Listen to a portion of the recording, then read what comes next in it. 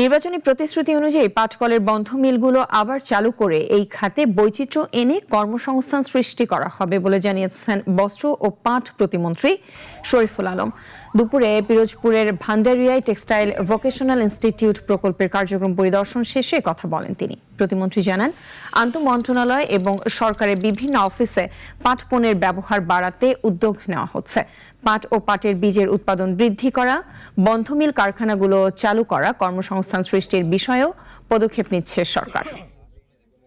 মাননীয় প্রধানমন্ত্রী নেতৃত্বে আমরা নির্বাচনী আমাদের কমিটমেন্টই ছিল আমাদের সেই পাটকল বা বন্ধক মিলগুলো আবার চালু করা, ডাইভার্সিফিকেশন করে হোক, যেভাবেই হোক কর্মসংস্থান সৃষ্টি করা। বিশেষ করে প্লাস্টিকের ব্যবহার আপনারা জানেন 2001-এর মাননীয় প্রধানমন্ত্রী দেশনেত্রী বেগম খালেদা জিয়ার সময়ে প্লাস্টিক নিষিদ্ধ করা হয়েছিল এবং সেটার ধারাবাহিকতায় আমরা মানুষকে আবার সে প্লাস্টিকের বিরুদ্ধে জনমত গড়ে তুলে আমরা এই চট এবং পাটের দ্রব্যাদি ব্যবহারের জন্য আমরা উদ্বুদ্ধ করব।